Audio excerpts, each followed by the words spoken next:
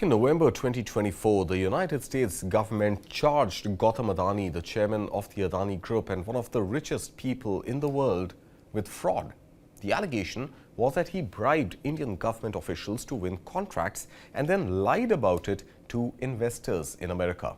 Now, this week, the US is preparing to drop those charges entirely.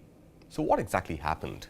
Well, you see, Gautam Adani runs one of India's biggest business groups. The Adani Group builds and operates ports, airports, power plants, highways and more.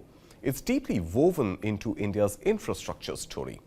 Now, Gautam Adani started in coal trading back in the 1990s and built his way up to a net worth of over $100 billion, making him one of the wealthiest people on the planet. His company, Adani Green Energy, was trying to win government contracts to supply solar power across India.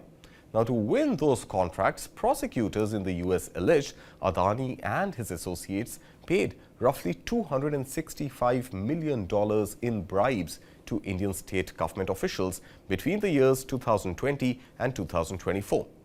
Now, bribing officials in India is not something American courts normally get involved in. So why did US prosecutors charge him? Well, that's because while all this was happening in India, Adani Green Energy was also raising money from American investors through a $750 million bond sale in the US. And those investors, prosecutors said, were told the company had strong anti-corruption policies in place. Now, that was not true according to the indictment. Lying to American investors to raise money, that is where US law comes in. So, in November of 2024, a federal court in Brooklyn formally charged Adani with securities fraud and wire fraud conspiracy. It was a major story back then. Adani Group's stock fell sharply. Countries started cancelling deals with the group. Kenya cancelled airport contracts. Sri Lanka pulled out of wind energy projects. A French energy company paused its own investments. Now, here is where things shifted. 1 week before the charges were even made public, Adani posted on X congratulating Trump on winning the election and announced the Adani Group would invest $10 billion in the United States and create 15,000 jobs. Now, at that point, Bloomberg had already reported that US prosecutors were investigating him. The indictment came a few days later.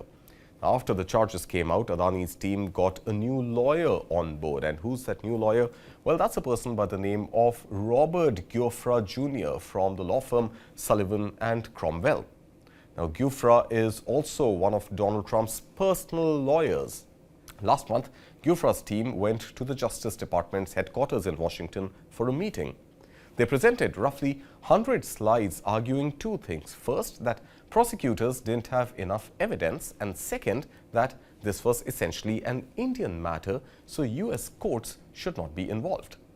Now, from that meeting to May 15th, here is where things stand right now. The SEC, America's markets regulator, has already settled its civil case against Adani this week. Gautam Adani will pay $6 million. His nephew, Sagar Adani, pays $12 million. Neither admitted any wrongdoing. The criminal charges are expected to be dropped by the Justice Department possibly within days.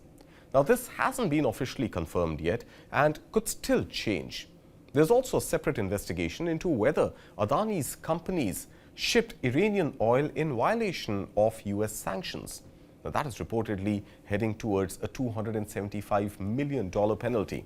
Now, remember, the Justice Department said this is not about Adani specifically. It's about a broader policy shift. There's a US law called the Foreign Corrupt Practices Act, the FCPA. It says that companies raising money in America cannot pay bribes in other countries to win business.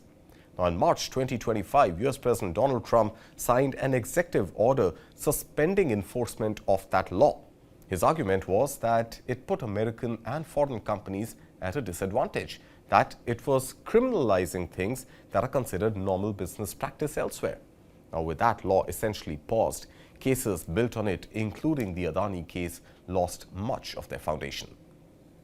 It's also worth noting that this process wasn't quick or smooth. Bloomberg reported that in mid-2025, Adani's efforts to resolve the case actually stalled because US-India relations had become tense over trade disputes and other issues.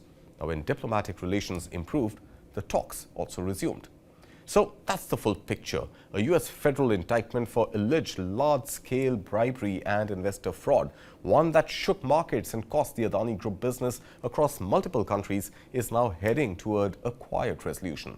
Small civil penalties, no admission of guilt, criminal charges likely dropped. The Justice Department says it reflects a policy change, not a favor.